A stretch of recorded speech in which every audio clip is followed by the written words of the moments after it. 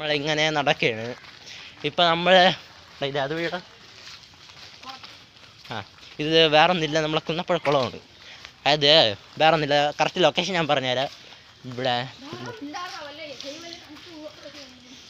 അത് ശരിയാണ്, ഇത് യാതൊരു കുളമാണ്.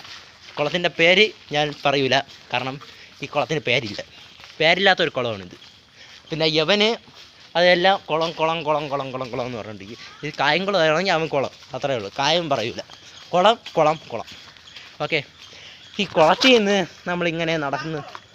ആ കുളം കായൽ മിണ്ടാവാ ഗൈസ്. നമ്മളെ ഭാഷ അനുസരിച്ച് എന്തായാലും എല്ലാവർക്കും മനസ്സിലായിക്കാണ്, ഇത് നമ്മളെ നാട്, നമ്മളെ തിരുവനന്തപുരം. എടാ പിന്നെ ഇത്രയും കിടന്ന് വളവളന്ന് ഇത് പറഞ്ഞിട്ട് നമ്മളെ ഭാഷ അവർക്ക് മനസ്സിലാക്കിക്കൂടെ നമ്മൾ എവിടെ ഉള്ളതാണ്, നമ്മൾ ഈ നാടാണെന്ന്. ഇത് നമ്മളെ തിരുവനന്തപുരമാണ് കേസ്, അത് പപ്പനാവൻ്റെ മണ്ണ്, അത്ര തന്നെ. പിന്നെ നമ്മളിങ്ങനെ പറയണത് വേറൊന്നുമില്ല, നമുക്ക് മാന്യമായിട്ട് സംസാരിക്കാൻ തുടങ്ങും. പക്ഷേ നമ്മൾ തിരുവനന്തപുരത്ത് ജീവിക്കുമ്പോൾ നമ്മൾ തിരുവനന്തപുരം ഭാഷയിൽ നിന്ന് എടുക്കായി, അതുകൊണ്ടാണ് നമ്മളിങ്ങനെ പറയണത്. അല്ലാടാ എരപ്പാളി പറടാ, ശ്വാസം വിടണ. അവിടെ നിന്ന് വലിച്ചോണ്ടിരി. റബ്ബർ ബാൻഡ് ഗൈസ്, റബ്ബർ ബാൻഡാണ്, മറ്റേതല്ല. നിങ്ങൾ വേറെ ഒന്നും വിചാരിക്കണ്ട. ഞാൻ ഗോകുൽ, യവൻ ചെല്ലക്കിളി, അബീത്ത്. ഓക്കെ, നമ്മൾ രണ്ടുപേരും നമ്മളെ ഗ്യാങ്ങിൻ്റെ പേരെന്തായിരുന്നത്?